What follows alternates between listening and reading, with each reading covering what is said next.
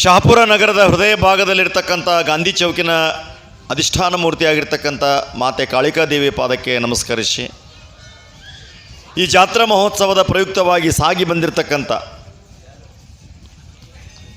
ಮಹಾಮಾನವತಾವಾದಿ ಜಗದ್ಗುರು ಮೌನೀಶ್ವರನ ಸತ್ಕತೆಗೆ ಭಕ್ತಿಯ ನಮನಗಳನ್ನು ಸಮರ್ಪಿಸಿ, ಇಲ್ಲಿ ಸೇರಿರ್ತಕ್ಕಂಥ ಎಲ್ಲ ತಾಯಂದಿರೇ, ಅಕ್ಕ ತಂಗಿಯರೇ, ಮುದ್ದು ಮಕ್ಕಳೇ, ನಿಮ್ಮೆಲ್ಲರ ಅಂತರಾತ್ಮದಲ್ಲಿ ಪರಂಜ್ಯೋತಿಯಾಗಿ ಬೆಳಗ್ತಕ್ಕಂಥ ಪರಮಾತ್ಮನಿಗೆ ಶರಣು ಶರಣಾರ್ಥಿ. ಯಾರು ಮನೆಯಲ್ಲಿ ದುಡಿಯದೇ ಉಂಡು ಬದುಕ್ತಾರ ಅವ್ರ ಮನೆಯನ್ನು ಒಂದು ಗ್ಲಾಸ್ ನೀರು ಕುಡಿಬಾರ್ದಂತ. ಬೆಕ್ಕದಷ್ಟು ಕೋಟ್ಯಾಧೀಶರಿಲ್ಲ ನಾವು.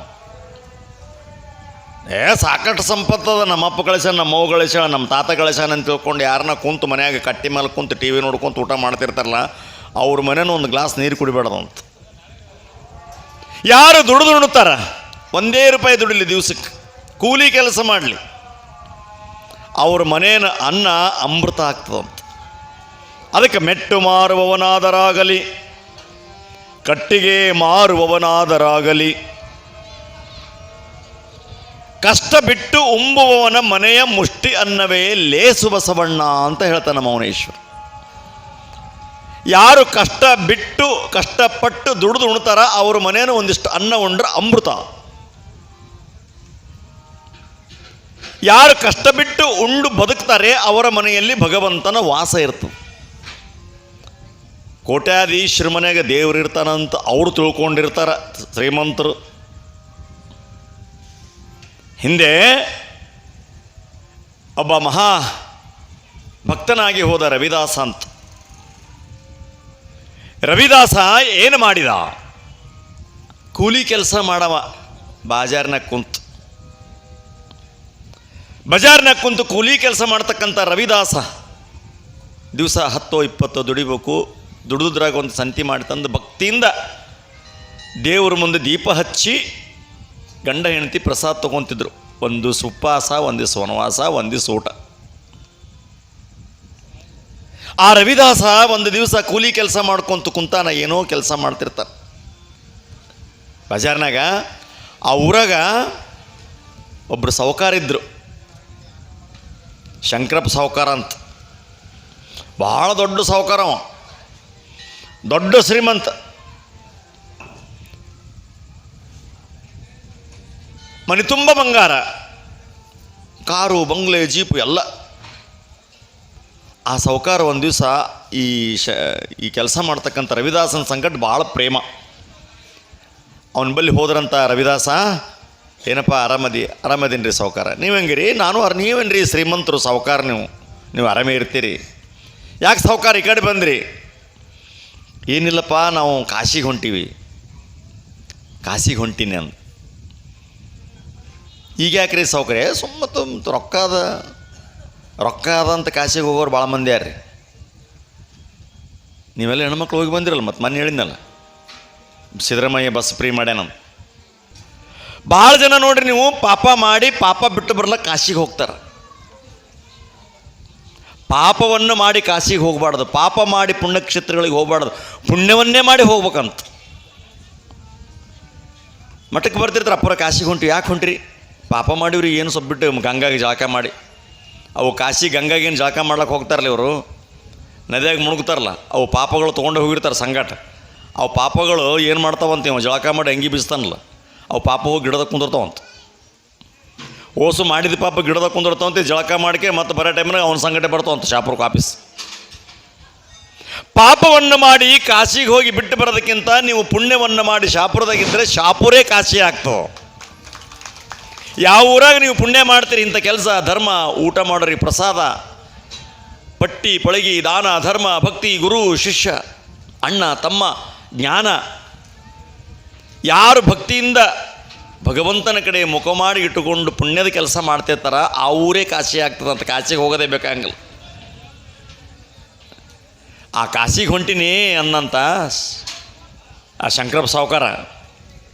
ಅವಾಗ ರವಿದಾಸ್ ಹೇಳಿದ್ನಂತ, ಸಾಹುಕಾರ, ನನಗಂತೂ ನನ್ನ ಜೀವನದಾಗ ಕಾಶಿಗೆ ಹೋಗೋದಾಗಲ್ಲ,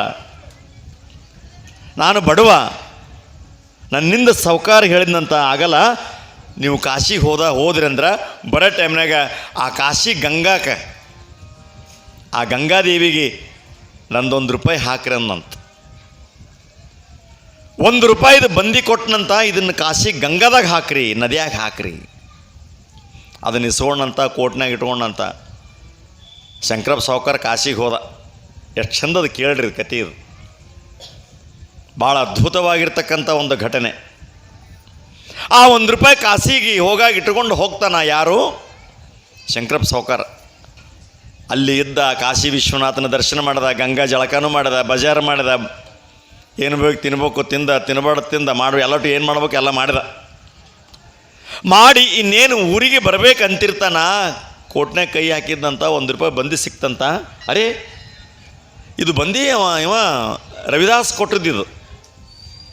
ಕಾಶಿಗೆ ₹1 ಹಾಕಂತ ಕೊಟ್ಟಾನ ಅಂತ ಕೈಯಾಗ ಹಾಕಿ ಕಿಸ್ತ ಕೈ ಹಾಕಿದಂತ ಕೋಟ್ನಾಗ ₹1 ಸಿಕ್ತಂತ.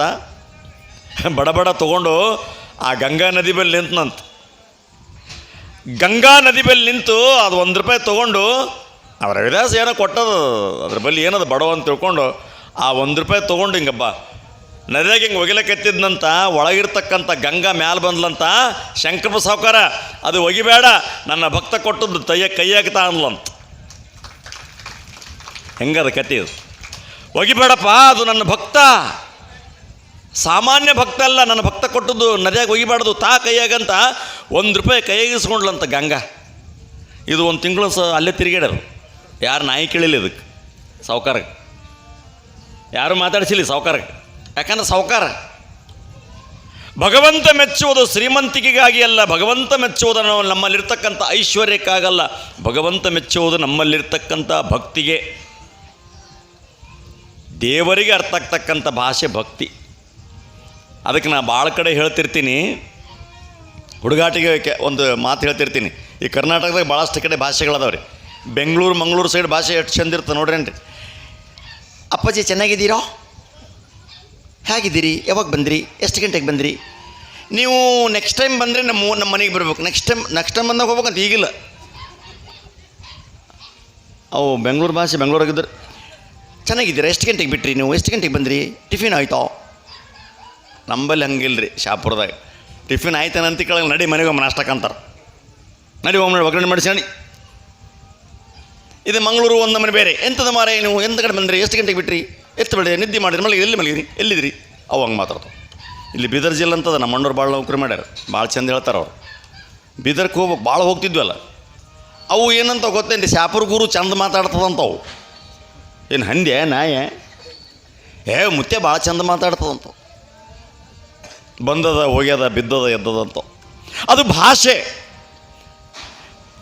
ದೇವರಿಗೆ ಅರ್ಥ ಆಗ್ತಕ್ಕಂಥ ಭಾಷೆ, ಗುರುವಿಗೆ ಅರ್ಥ ಆಗ್ತಕ್ಕಂಥ ಭಾಷೆ ಯಾವುದಂದ್ರೆ, ಕುವೆಂಪು ಹೇಳ್ತಾನೆ, ನಿನ್ನಡಿಗೆ ಬರುವಾಗ ಸಿಂಗರದಿ ಹೊರೇಕೆ.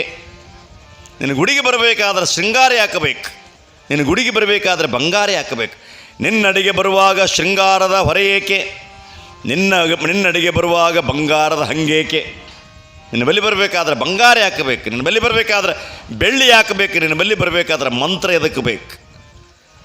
ದೇವರ ಬಳಿ ಬರಬೇಕಾದ್ರೆ ಕೇವಲ ಭಕ್ತಿಯಿಂದ ಬಂದಾಗ ಮಾತ್ರ ಭಗವಂತ ನಮ್ಮನ್ನು ಸ್ವೀಕಾರ ಮಾಡ್ತಾನೆ. ಆ ರವಿದಾಸನ ₹1 ತೆಗೆದುಕೊಂಡು ಶಂಕರಪ್ಪ ಸಾವ್ಕಾರ ಸ್ವಲ್ಪ ತಡಿ ಅಂದ್ಲು. ಅವ ಅಷ್ಟು ಭಕ್ತಿಯಿಂದ ನನಗೆ ₹1 ಕೊಟ್ಟನಲ್ಲ, ಮತ್ತು ನಾನು ಏನನ್ನ ಕೊಡ್ಬೇಕಲ್ಲ, ನಾನು ಏನನ್ನ ಅವನಿಗೆ ಕೊಡ್ಬೇಕಂತ ತಿಳ್ಕೊಂಡು ಆ ಗಂಗಾದೇವಿ ತಳಗ ಮುಳುಗಿ ಒಂದು ಕಡಗ ಕೊಟ್ಲಂತ, ಬಂಗಾರ ಕಡಗ, ₹1 ಕೋಟಿ. ಅವ ಕೊಟ್ಟದ್ದು ₹1. ₹1 ಕೋಟಿ ಬೆಲೆ ಬಾಳ್ತಕ್ಕಂಥ ಬಂಗಾರದ ಕಡಗ ಕೊಟ್ಟು ಹೇಳಿದ್ನಂತ, ಏನು ಇದನ್ನು ಒಯ್ದು ಆ ರವಿದಾಸಕ್ಕೆ ಕೊಡಪ್ಪ, ಗಂಗಮ್ಮ ಕೊಟ್ಟಾಳಂತ ಹೇಳು. ಅದು ನೋಡ್ತದ, ಕಾಶಿ ವಿಶ್ವನಾಥಗೆ ಅಭಿಷೇಕ ಮಾಡಿಸೀನಿ, ₹200 ಪಟ್ಟಿ ಬರೆಸೀನಿ, ರಸೀದಿ ತೊಗೊಂಡೀನಿ, ನನಗೇನೂ ಕೊಡಲಿಲ್ಲ. ಬರೀ ₹1 ಕೊಟ್ರೆ ಇಷ್ಟು ತುಟ್ಟೇನು ಸಾಮಾನು ಕೊಡ್ತಾಳಂದ್ರೆ, ಇರಲಿ ಕೊಡ್ತೇನೆ ಅಂತ ತಿಳ್ಕೊಂಡು ದಾರ್ಯಾಗ ಬಂತಂತ. ಅದು ಊರು ಸಮೀಪ ಬಂದಲ್ಲ, ಅದ್ರ ಮನಸ್ಸು ಚೇಂಜ್ ಐತಂದ್ರೆ ಅವನಿಗೆ ಕೇಳ್ಬೇಕಂದ ನಾವು. ಆಕೆ ಕೊಟ್ಟದ್ದು ಅವನಿಗೇನು ಗೊತ್ತಾಗ್ತದ, ಇದನ್ನು ಒಯ್ದು ಯಾರಿಗೆ ಕೊಡ್ಬೇಕು, ಯಾರಿಗೆ ಕೊಡ್ಬೇಕು. ಮನೆಗಿರ್ತಾಳಲ್ಲ ಮುಸ್ರಿ ತಿಕ್ಕಕ್ಕೆಲ್ಲ ಮಾಡ್ಕೊಂಡಕ್ಕಿ, ಅಕ್ಕಿಗೆ ಕೊಟ್ಟರೆ ಸಂತೋಷ ಆಗ್ತದ. ನಿನ್ನ ಸಲಿಂದ ತಂದೀನಿ ಅಂತ ಹೇಳಿಬಿಟ್ರೆ ಆಯಿತು, ಭಾಳ ಖುಷಿ ಆಯ್ತು ಅಂತ ತಿಳ್ಕೊಂಡು ಮನೆಗೆ ಬಂದು ಹೆಂಡತಿ ಕರೆದಂತ, ನೋಡು ನಿನ್ನ ಸಲಿಂದ ಬಂಗಾರದ ಕಡಗ ತಂದೀನಂತ. ನೋಡಿಲ್ಲಂತ ಹೆಂಡ್ತಿ ಯಪ್ಪ ಎಷ್ಟು ತುಟ್ಟೆ ಅಂದದ, ನೀ ಮೊದಲೇ ಜಿಬ್ಬ, ನಿಂದೇ ನೀ ತಿನ್ನಂಗಿಲ್ಲ, ಇಂಥದ್ರಾಗ ₹1,00,00,000 ಬೆಲೆ ಬಾಳದದ ನೋಡು, ಇಂಥ ಸಾಮಾನು ತುಟ್ಟೆನ ಸಾಮಾನು ಮನೆಗೆ ಇಟ್ಕೋಬಾರ್ದು, ಯಾರನ್ನ ಕಳ್ಳರ ಕಾಕರ ಕಣ್ಣಿಗೆ ಬಿತ್ತಂದ್ರೆ ನಮಗೆ ಅರೆಸ್ಟ್ ಮಾಡ್ಕೊಂಡು ಹೋಗ್ತಾರೆ, ಎಲ್ಲಿಂದ ಬಂತಂತ ಪೊಲೀಸರು ಬಂದ್ರೆ ಗಣೇಶ್ ಪೊಲೀಸ್ ಬಂದಂದ್ರೆ. ಅದಕ್ಕೆ ಏನು ಮಾಡಮ್ಮ, ಸುಮ್ಮನೆ ಒಯ್ದು ರಾಜ ಕೊಟ್ಬಿಡಮ್ಮ, ಇಂಥವೆಲ್ಲ ಸಾಮಾನು ಮನೆಗೆ ಇರಬಾರ್ದು ಅಂತ ಹೇಳಿಲ್ಲ ಅಂತ. ಹೆಣ್ತಿ ಅಂದ್ರೆ ಹಿಂಗಿರ್ಬೇಕು ನೋಡ್ರಿ, ಹೆಂಗದು ವಿಚಾರ. ಇಂಥವೆಲ್ಲ ಸಾಮಾನು ಈಗಿನ ಹೆಣ್ರು ಬಿಡಂಗಿರಿ.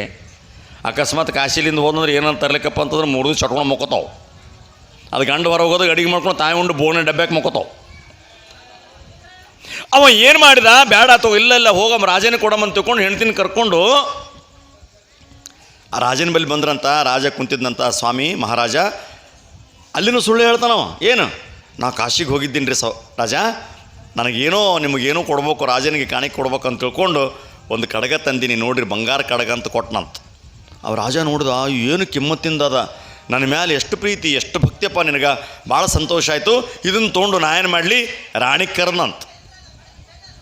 ಅವನು ಸುಮ್ಕೊಂಡ್ರಿಲ್ಲ, ಅವನು ಹೇಳ್ತಿ ರಾಣಿ ಬಂದಂತ. ನೋಡು ಸಾವ್ಕಾರ, ನನ್ನ ಸಲಿಂದ ಒಂದು ಬಂಗಾರ ಕಡಗ ತಂದನ, ಇದು ತಗೋ ಅಂತ ಕೊಟ್ಟನಂತ. ಆಕೆ ಹಿಂಗೆ ನೋಡಿದ್ಲಂತ, ಎಷ್ಟು ಚಂದ ಅದಲ್ರಿ ಇದು, ಎಷ್ಟು ಕಿಮ್ಮತ್ತಿಂದ ಅದ, ಇದು ಒಂದೇ ತೊಗೊಂಡು ಏನು ಮಾಡಲಿ, ಇನ್ನೊಂದು ತರಿಸೋನ್ಲು ಅಂತ. ಇನ್ನೊಂದು ತರಿಸ್ಕೊಡ್ರಿ ಅಂದ್ಲಂತ. ಸಾವ್ಕಾರ ಅಂದಂತ, ಸಾವ್ಕಾರಕ್ಕೆ ರಾಜ ಅನ್ನಂತ, ಸಾವ್ಕಾರ ಶಂಕರಪ್ಪ ಸಾವ್ಕಾರ, ಹೋಗು ಕಾಶಿಗೆ ಹೋಗು, ಅದು ರೊಕ್ಕ ನಾ ಕೊಡ್ತೀನಿ, ಬಸ್ ಚಾರ್ಜ್ ಅದೇನು ದಾರಿ ಖರ್ಚು ನಾ ಕೊಡ್ತೀನಿ, ಇನ್ನೊಂದು ತೊಗೊಂಬಂದು. ಅದಕ್ಕೆ BP ಜಾಸ್ತಿ ಆಗಿ ತೆಳಗೆ ಬಿತ್ತಂತ, ಯಾಕಂದ್ರೆ ಅವ ತಂದದ್ದಲ್ಲ.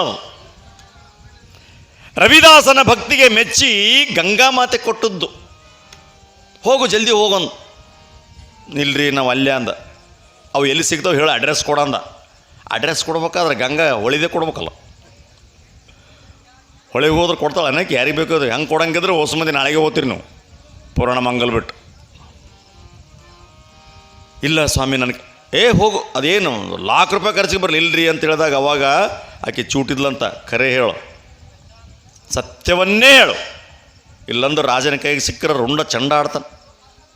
ಅವಾಗ ರಾಜನ ಪಾದಕ್ಕೆ ಬಿದ್ದಂಥ, ಸ್ವಾಮಿ ಇದು ನಿಮಗೋಸ್ಕರವಾಗಿ ನಾ ತಂದದ್ದಲ್ಲ, ನಮ್ಮೂರಿನ ಕೂಲಿಕಾರನಾಗಿರ್ತಕ್ಕಂಥ ರವಿದಾಸನ ಭಕ್ತಿಗೆ ಮೆಚ್ಚಿ ₹1 ಕೊಡ್ಲಿಕ್ಕೆ ಹೋದ್ರೆ ಆ ಗಂಗಾದೇವಿ ರವಿದಾಸಕ್ಕೆ ಕೊಟ್ಟಿರ್ತಕ್ಕಂಥದ್ದು ಹೊರತು ನಾ ತಂದದ್ದಲ್ಲ ಅಂದಾಗ ರಾಜ ಸಿಂಹಾಸನ ಬಿಟ್ಟು ತೆಳಗೆ ಬಂದಂಥ ನಮ್ಮೂರಾಗ ಇಂಥ ಭಕ್ತನದನ. ₹1 ಕೊಟ್ಟರೆ ಗಂಗಾದೇವಿ ಬಂದು ಕೈಯಾಗಿಸ್ಕೊಳ್ಳೋಷ್ಟು ಭಕ್ತಿ ಮಾಡ್ಬೇಕಾದ್ರೆ ಅವ ಎಂಥವಿರ್ಬೇಕು ನಡಿಯಂತ. ರಾಜ ಸೈನಿಕ ಮಂತ್ರಿಗಳು ಎಲ್ಲರೂ ಆ ಬಜಾರ್ನ ಕೂಲಿ ಕುಂತಂತ ರವಿದಾಸನ ಬಲವು ಕೈ ಮುಗಿದು, ಸ್ವಾಮಿ ನೀನು ಮಹಾಪರಮಾತ್ಮ ಸ್ವರೂಪ, ನೀನು ದೈವೀ ಭಕ್ತ, ನೀನು ನಿನಗೆ ಕಾಶಿಗೆ ಹೋಗೋದಾಗಲಿಕ್ಕಿಲ್ಲ ಪರವಾಗಿಲ್ಲ, ಕಾಶಿ ಗಂಗಾ ನಿನ್ನಲ್ಲಿ ಬಂದಾಳಪ್ಪ, ನಿನ್ನಂಥ ಭಕ್ತರು ನಮ್ಮ ಊರೊಳಗಿದ್ರೆ ಇದೇ ಕಾಶಿ ಆಗ್ತದೆ ಅಂತ ತಿಳ್ಕೊಂಡು ಆ ಕೂಲಿ ಮಾಡ್ತಕ್ಕಂಥ ರವಿದಾಸನಿಗೆ ಪಲ್ಲಕ್ಕಿ ಮೇಲೆ ಕೂಡಿಸಿ ಮೆರವಣಿಗೆ ಮಾಡ್ಕೊಂತು ಅರಮನೆ ಕರ್ಕೊಂಬಂದು ಬಂಗಾರದ ಕಿರೀಟ ಇಟ್ಟನಂತ ರಾಜ. ಯಾಕೆ ಈ ಮಾತು ಹೇಳ್ತೀವಂದ್ರೆ, ಯಾರು ಭಕ್ತಿಯಿಂದ ಇರ್ತಾರ ಅವರ ಜೊತೆಗೆ ಬಂಗಾರ ಇರ್ತದೆ. ಬಂಗಾರ ಇದ್ದಲ್ಲಿ ಭಕ್ತಿ ಇರಂಗಿಲ್ಲ, ಭಕ್ತಿ ಇದ್ದಲ್ಲಿ ಬಂಗಾರ ಸಂಪತ್ತೆಲ್ಲ ಇರ್ತದೆ.